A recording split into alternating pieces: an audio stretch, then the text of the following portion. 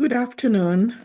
It's a pleasure to participate in this high-level Africa Regional Roundtable on Inclusive Governance, a 69 CSW side event commemorating 30 years of the Beijing Platform for Action. The theme is catalyzing continent-wide achievement of GR40 parity targets in line with women's equal and inclusive representation in decision-making systems in the Beijing Program Platform for Action, the Africa Union Vision 2063, and CEDAW Convention. My name is Mojuba Olufunke Okome, and I'm a professor of political science, African and women's studies, as well as Leonard and Claire Tao Professor 2015-2016 at Brooklyn College, the City University of New York. The topic I was asked to speak to is understanding gender distinctions and barriers in building governance systems. I am titling my presentation, The Price of Exclusion: How Gender Inequality Undermines Governance. So here's my introduction. Gender inclusive governance refers to the process of creating and maintaining systems of authority, decision-making, and resource distribution that actively promote the equal participation, representation, and empowerment of people of all genders. It involves addressing structural barriers and societal norms that exclude or disadvantages certain genders, particularly women and non-binary individuals in governance systems. Some of the key principles of gender-inclusive governance include the following. First, equal representation. This entails ensuring diverse gender identities are represented in leadership and decision-making roles. 2, equity and access. This involves providing equal opportunities and access to resources, education, and training to all genders. Third, inclusive policies, which means designing and implementing policies that account for the unique needs and experiences of all genders.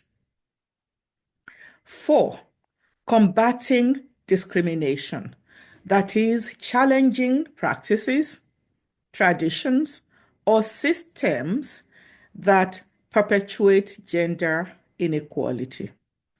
Gender-inclusive governance not only strengthens democracy and fairness, it also leads to more effective and inclusive decision-making, benefiting society as a whole. The pursuit of effective governance is inextricably linked to the inclusion of all members of society. And this principle is strongly underscored by various international and regional frameworks focused on gender equality.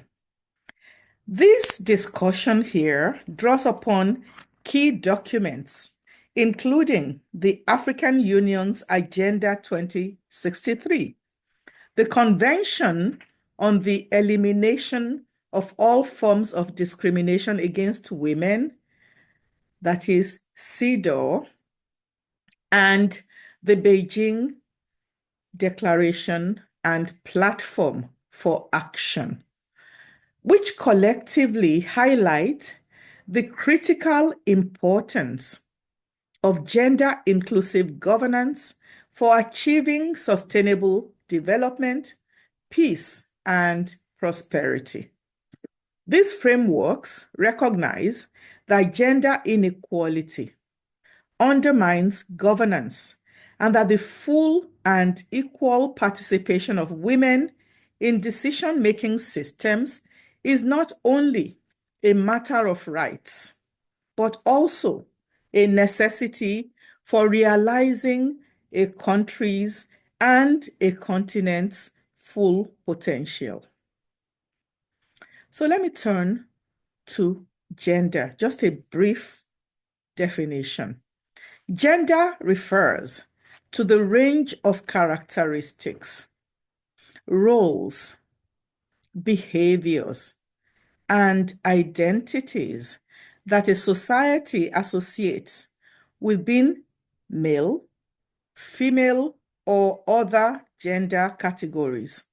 It encompasses both biological distinctions like male and female, typically based on anatomy, and social as well as cultural dimensions such as masculinity, femininity, or non-binary identities. It is important to note that gender is distinct from sex, which is usually, as I said before, assigned at birth based on physical attributes. Gender is often understood as a spectrum rather than a binary division. This allows for diversity in how individuals experience and express themselves. This concept has cultural, historical, and personal significance across societies. Gender in Africa is what I'll talk about next, and it's going to be brief, although we have a lot that we could talk about. Gender in Africa is diverse and shaped by cultural, historical, and social contexts. Here are some notable variations. First, pre-colonial gender roles. In many African societies, gender roles were fluid in the pre-colonial era. For example, among the Lovedu people in South Africa, women could hold positions of power such as reign queens. Second, non-binary identities. Some communities recognized non-binary identities.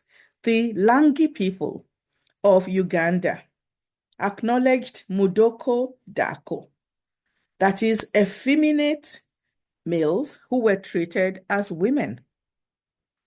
Third, woman-to-woman marriages. In over 40 pre-colonial African societies, women could marry other women to secure kinship ties or inherit wealth. This practice was not necessarily tied to sexual orientation.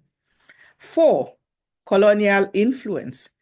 European colonization imposed rigid gender binaries, often erasing or marginalizing these diverse practices.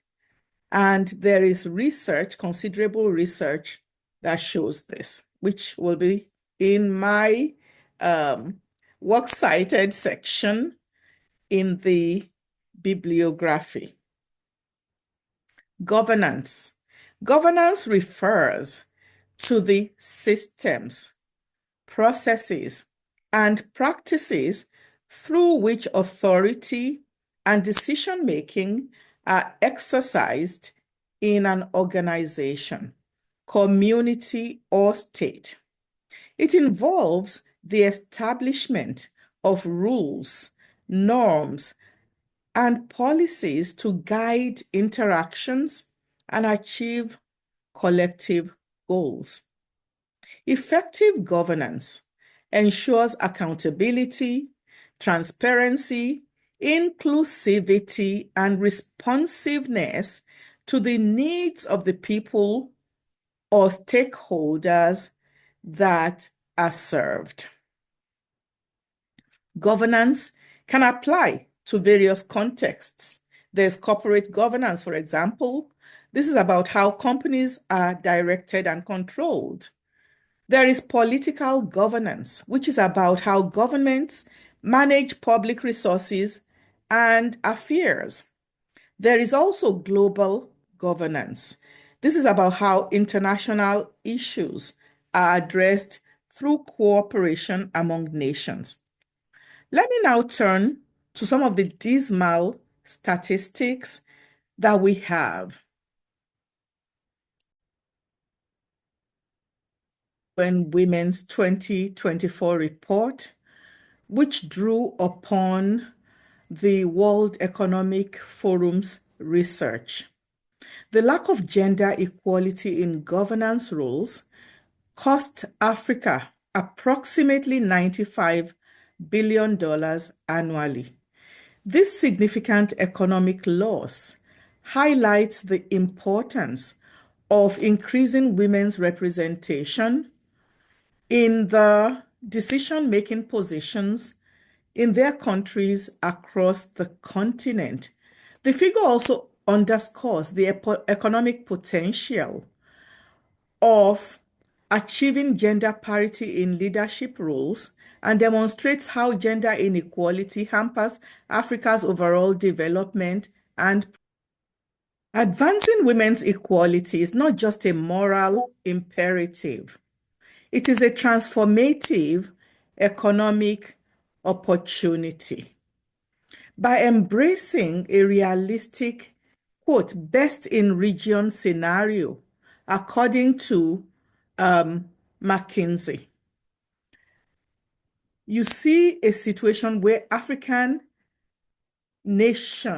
African nation mirrors the progress of the leading country in its region towards gender parity. If this is done, the continent stands to unlock a staggering $306 billion in additional GDP. This represents an extraordinary 10% boost to Africa's economy by 2025. The study by McKinsey was done in 2019. The potential is undeniable, and the call to action is urgent.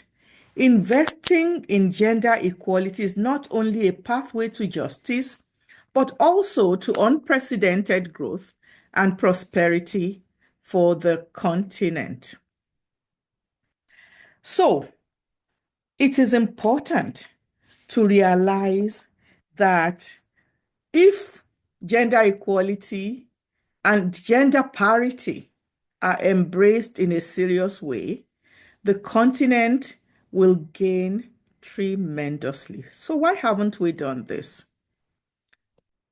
About the statistics that I describe as dismal, globally, only 27.3% of parliamentarians are women. Africa has 27% altogether. Nigeria has only 3.9%. This is woefully disappointing. Uganda is doing much better in this respect with 34.1%. And of course, we all know that Rwanda has over 60% women's representation in its parliament. It's leading the world in this respect. So I say, we all should aspire to be Rwanda when it comes to purely statistics of women in parliament.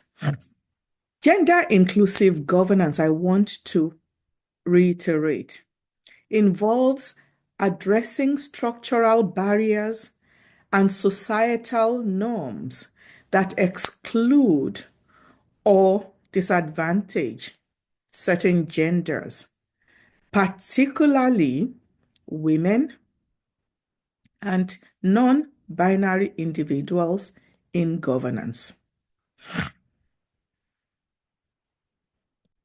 Women represent over 50% of Africa's population, yet in 2018, they accounted for just 33% of the continent's GDP. This stark imbalance exacerbates inequality and hinders Africa's long-term economic potential. Progress towards achieving gender equality has largely stagnated, according to McKinsey. At the current pace, it will take Africa more than 140 years, according to this assessment, to reach gender parity. We need to ensure that we don't confirm these dismal prospects. We need to do better. We need to work seriously, assiduously, relentlessly, and tenaciously towards gender equality and gender parity. So, according to McKinsey's 2019 Gender Parity Score, or GPS, which evaluates advancements towards equality, Africa scored 0.58 out of a total of 1. 1 is perfect. So 0.58 is doing a little bit above average. This indicates persistently high levels of gender inequality across 15 critical indicators in both work and society. So the need for urgent action has never been clearer. Toward gender parity has remained largely stagnant. The continent's gender parity score, GPS, for 2019 was unchanged from 4 years earlier. And I dare say there has been progress in legal protection and political representation at an aggregate level, but other indicators have either plateaued or regressed in certain countries. The COVID-19 pandemic also made things worse all over the world, including in our continent, Africa. The path to parity varies widely across the African continent. South Africa leads with the highest GPS of 0.76. This reflects medium gender inequality. In stark contrast, Mauritania has 0.46, Mali has 0.46, and Niger 0.45. And, so if we look at this is not a situation where all is well. What we're seeing is extremely high inequality. And I want to reiterate that this goes beyond political participation or the involvement of women at the highest levels of decision-making in the political system. So despite this overall picture of stagnation, Some countries stand out for the significant strides that they have made in specific areas. We see Rwanda and South Africa as boosting women's representation in middle management roles by 27% and 15% respectively. Algeria has also reduced maternal mortality rates by approximately 9%. Notably, Egypt has tripled its score for legal protection of women, while Guinea and Liberia have doubled theirs. These successes demonstrate that rapid progress is possible, and they provide a compelling call to action for other countries to accelerate their efforts towards advancing gender equality. So parity essentially pays, as is well established. Cultural norms, lack of access to education, and systemic discrimination hinder women's participation in governance. These statistics underscore the need for inclusive policies to bridge gender gaps in governance. Gender distinctions and barriers in building governance systems often stem from deeply rooted societal norms and structural inequalities. So I will emphasize 6 key points.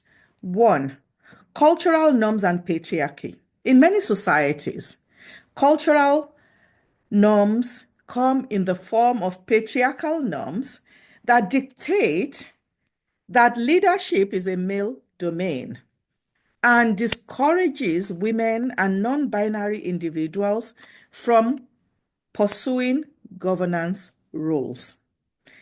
Second, underrepresentation. Women and marginalized genders are significantly underrepresented in both political parties and in the larger political systems in decision-making bodies. This limits their influence on the policies that affect them. Third, economic constraints.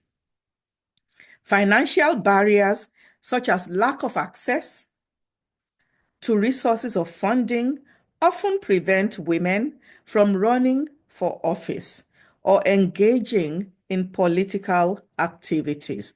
4, work-life balance.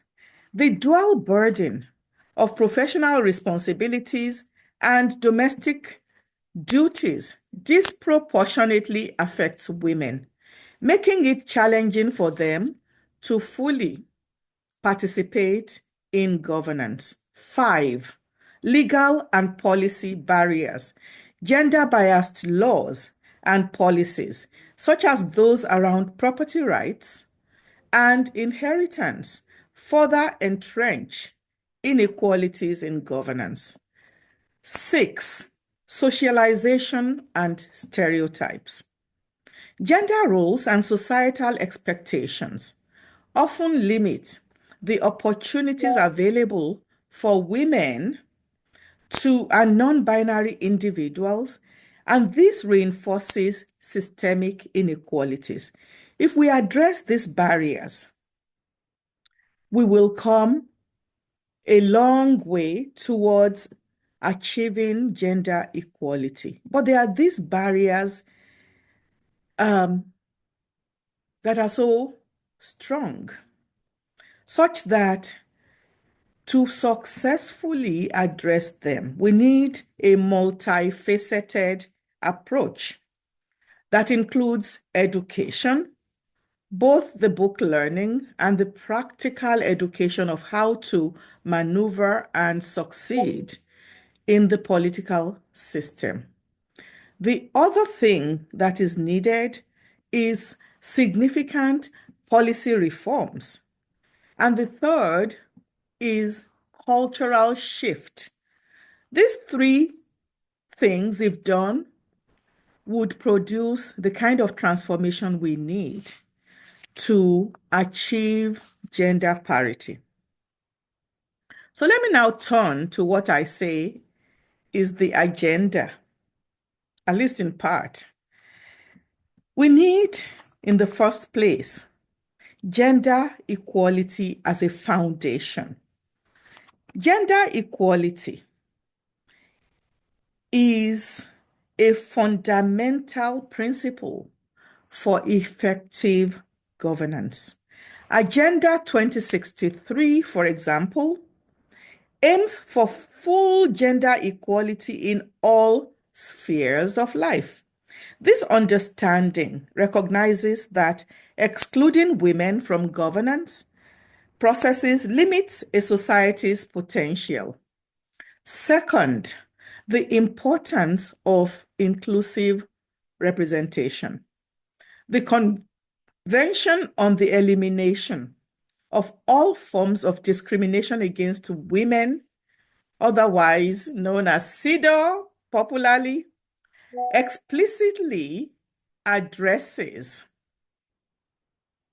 the need for inclusive representation of women in decision-making systems. Article 7 of CEDAW mandates that states parties ensure that women have the right to vote and to be elected and to participate in policy formulation and implementation. They also have the right that should be ensured to hold public office. Article 8 extends this to international representation, and Agenda 2063 echoes this call for inclusive representation. Addressing discrimination is a third important part of the agenda. Understanding gender distinctions and barriers involves recognizing and actively working to eliminate all forms of discrimination against women. This includes discrimination in the social, cultural, economic, and political spheres. CEDAW provides the international legal framework for this elimination. The fourth is concrete targets for women's participation. Agenda 2063 sets a concrete target of women occupying at least 50% of elected public offices and half of managerial positions in both public and private sectors. This highlights a commitment to move beyond mere inclusion to achieving gender parity. CEDAW's General Recommendation 40 or GR40 also sets a target of 50-50 parity between women and men in all decision-making systems. Fifth, the role of international frameworks. Frameworks like CEDAW, Agenda 2063, and the Beijing Platform for Action are crucial for understanding and addressing gender distinctions and barriers. Agenda 2063 integrates gender equality as a key aspect of inclusive governance, aiming for women's empowerment and their full participation. CEDAW provides the international legal standards for eliminating discrimination against women and emphasizes their participation in political and public life.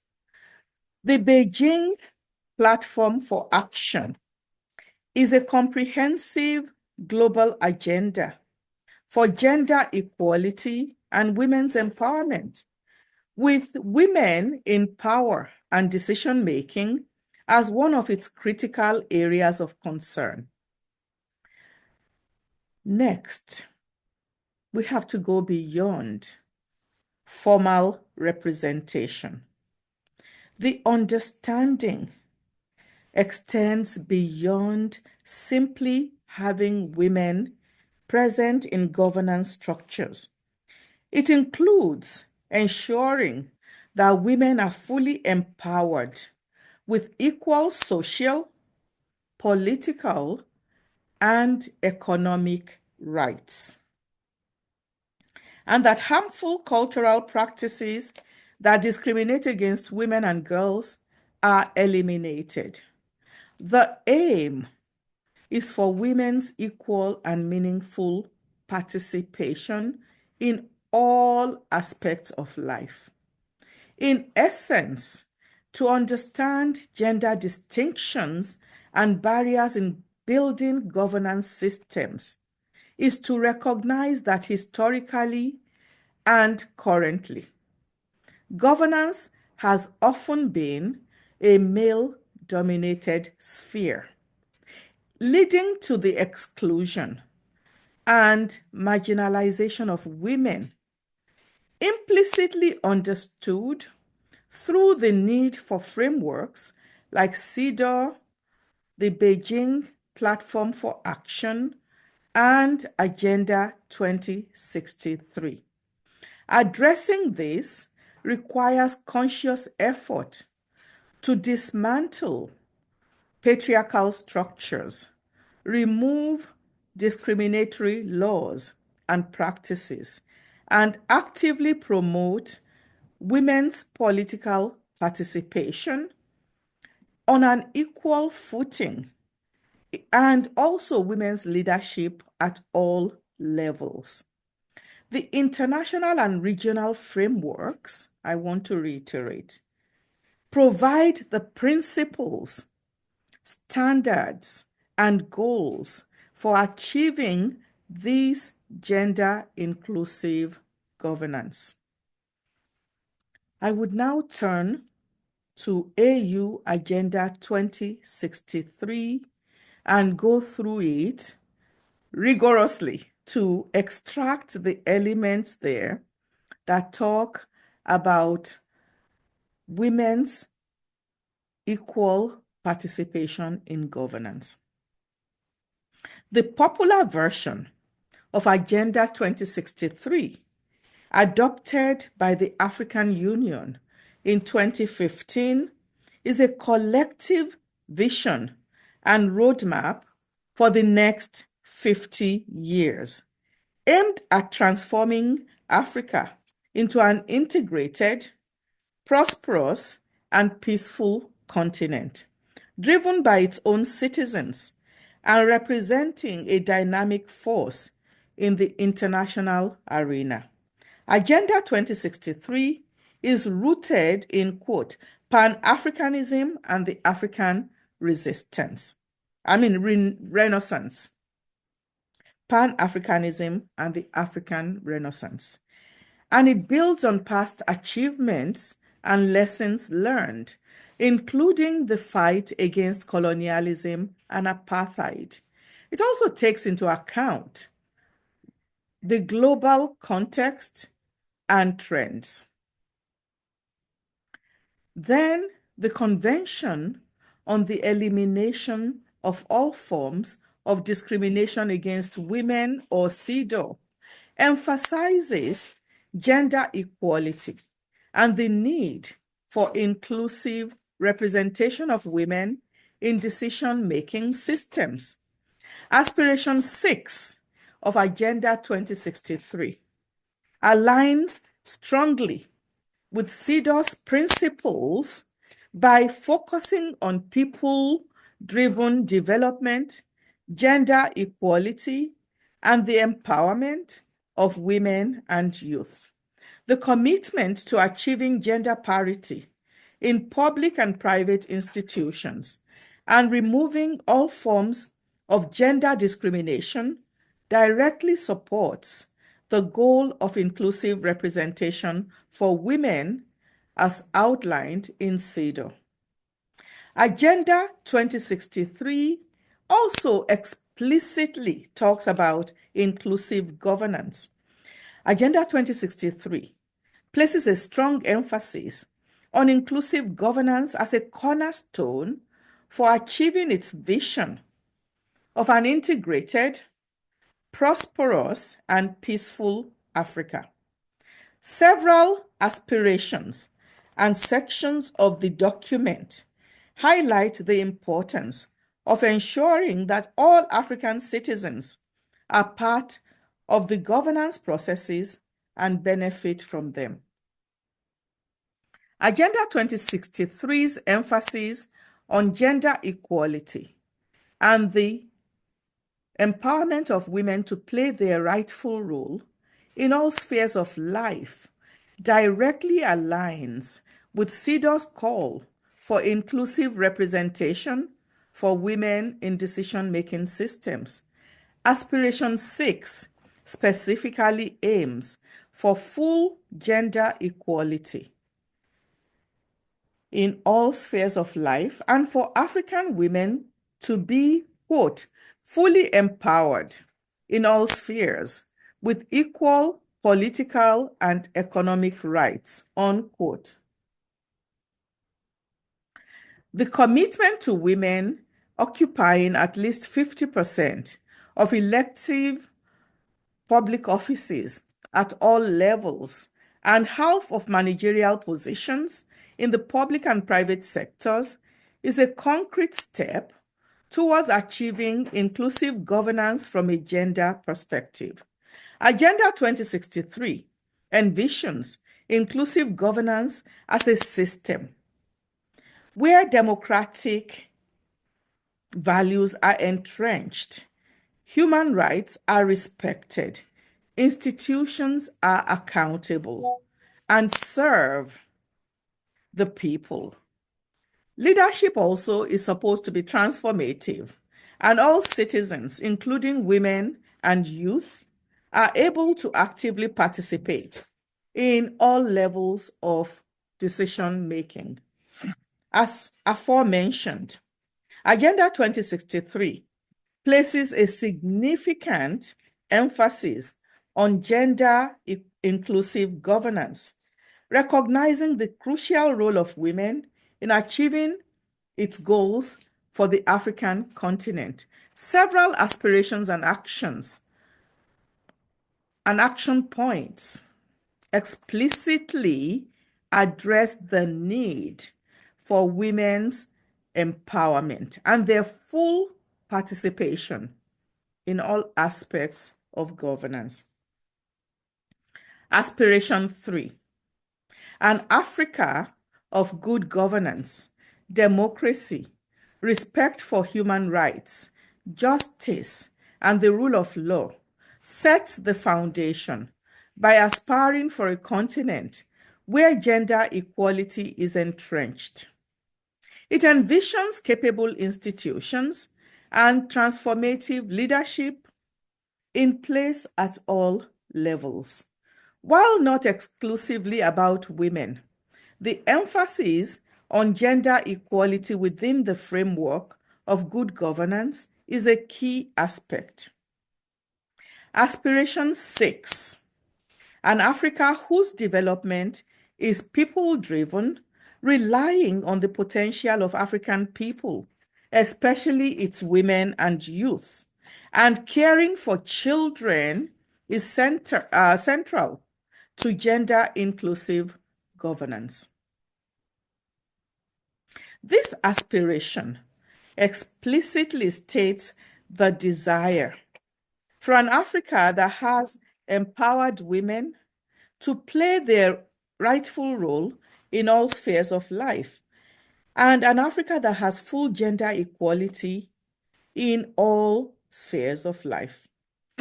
It emphasizes that no society can reach its full potential until it empowers women and removes all obstacles to their full participation in all areas of human endeavor. The agenda aspires for a continent where African women will be fully empowered with equal social, political, and economic rights, including the rights to own and inherit property, sign contracts, and manage businesses. So in all spheres of life, African women would have equal power. The call to action section of Agenda 2063 outlines specific commitments made by African countries to advance gender-inclusive governance. It calls for achieving gender parity in public and private institutions and the removal of all forms of gender discrimination in the social, cultural, economic, and political spheres. This directly addresses the need for women's representation in decision-making bodies. Also, there is a commitment to mobilize a concerted drive toward immediately ending child marriages, FGM, and other harmful cultural practices that discriminate against women and girls. This indirectly supports gender-inclusive governance by removing barriers to women's full participation in society. Now, let's be clear. Agenda 2063 sets a concrete target of women achieving at least 50% of elective public office at all levels and half of managerial positions in the public and private sectors. This demonstrates a strong commitment to ensuring women's equal representation in leadership and decision-making roles. The emphasis on gender equality throughout Agenda 2063 directly aligns with the principles of the Convention on the Elimination of All Forms of Discrimination Against Women, CEDAW. CEDAW emphasizes the need for inclusive representation of women in decision-making systems, and Agenda 2063 echoes this by aiming for gender parity in public and private institutions and the empowerment of women in all spheres of life. Agenda 2063 envisions gender-inclusive governance as a reality where women are not only free from discrimination and harmful practices, but they are also empowered to actively participate and lead in all aspects of social, economic, and most importantly, political life. The agenda sets clear aspirations and concrete aims towards achieving gender parity and ensuring that women play their rightful role in shaping the present and future of the African continent. Now, let me turn to the CEDAW Convention. The CEDAW Convention provides the international legal framework and standards for eliminating discrimination against women, which is crucial for addressing the issues of gender inequality and improving governance in any country, including Nigeria and Uganda, and I dare say all African countries. The principles outlined in CEDAW support the arguments made in the suggested presentation titles, emphasizing the importance of women's full and equal participation. for the development and progress of society. CEDAW explicitly addresses the need for inclusive representation for women in decision-making systems in several articles, particularly within Part 2, which focuses on political and public life. Article 7 is central to this issue, stating that states parties shall take all appropriate measures to eliminate discrimination against women in the political and public life of a country. To achieve this, it specifically outlines the following rights that states parties must ensure to women on equal terms with men: the right to vote in all elections and public referenda, and to be eligible for election to all publicly elected bodies. This ensures women's participation in the democratic process as both voters and candidates.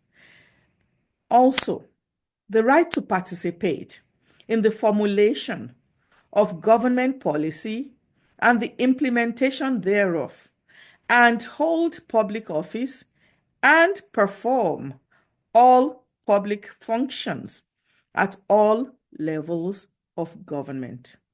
This provision emphasizes women's inclusion in the actual processes of governance, from shaping policy to holding positions of authority to implementing policy.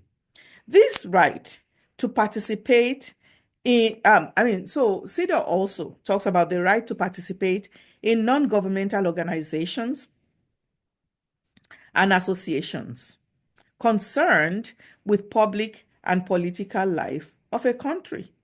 This recognizes the importance of women's involvement in civil society and advocacy groups that influence policy and political discourse.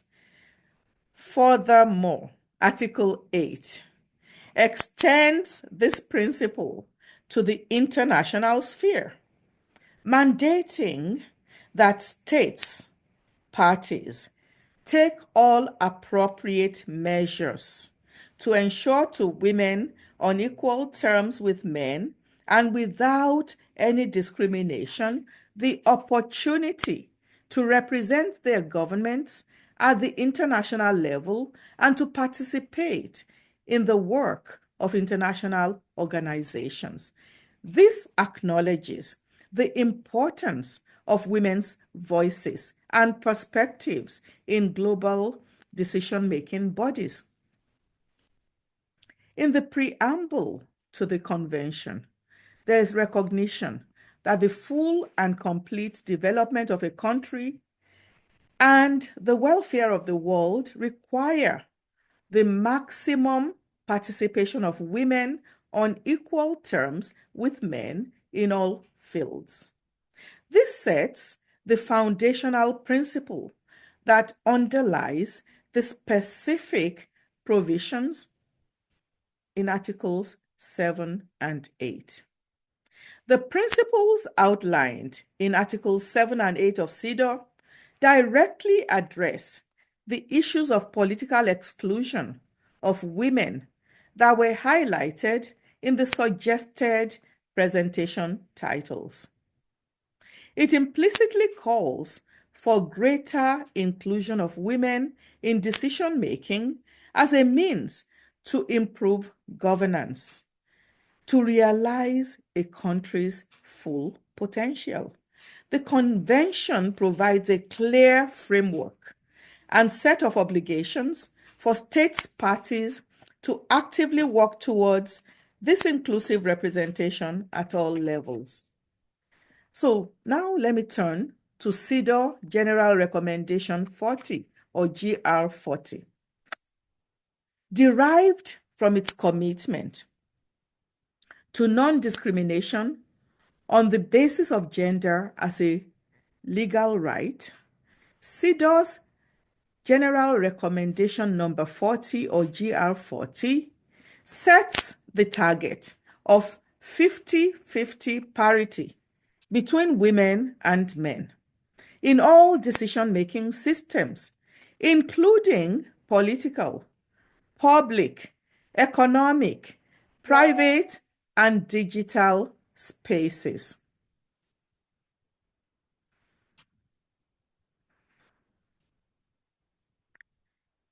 Emphasizing that achieving true gender equality necessitates dismantling patriarchal structures. Now, let me just extract a brief quote. The aim of the general recommendation will be to provide guidance to states parties to the convention on the measures they should adopt to ensure full compliance with their obligations to respect, protect, and fulfill women's rights to equal and inclusive representation in decision-making systems. The goal is to achieve women's, quote, women's equal and meaningful participation in decision-making systems, unquote. The Beijing Declaration and Platform for Action is what I will talk about briefly now.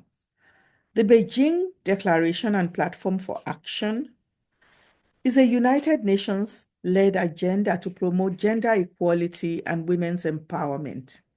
It was adopted, as we all know, in 1995 at the end of the Fourth World Conference on Women. The goal is to empower women and girls and eliminate discrimination based on sex. The Beijing Platform for Action is considered the most comprehensive global agenda for gender equality and women's empowerment. It is in line with the purposes and principles of the United Nations Charter and international law. The key elements are twofold. First, the declaration, which is a resolution that established principles for gender equality. Second is the platform. And the platform is an action plan that addresses 12 critical areas of concern. Given time, I will only just mention these areas, critical areas of concern. One is women and poverty. Two is education and training of women. Three is women and health. Four is violence against women. Five is women and armed conflict. Six is women and the economy. Seven is women in power and decision making. Eight is institutional mechanism for the advancement of women. 9 is human rights of women. 10 is women and the media. 11 is women and the environment. 12 is the girl child.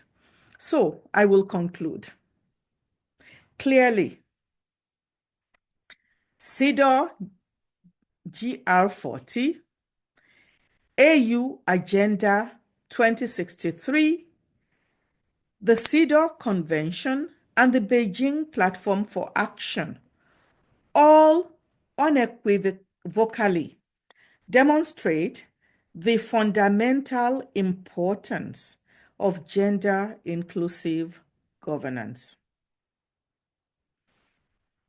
Frameworks such as Agenda 2063, CEDAW, and the Beijing Platform for Action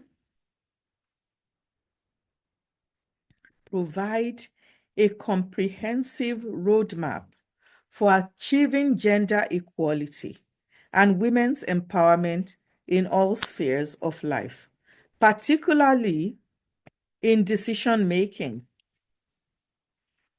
processes.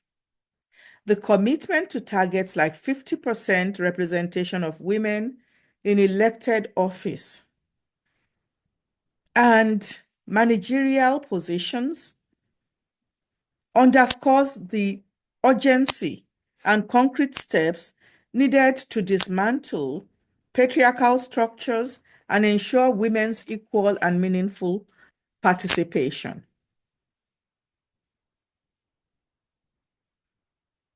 Ultimately, by adhering to the principles and goals outlined in these instruments, nations can move forward towards more just, equitable, and effective governance systems that benefit all citizens. Thank you very much.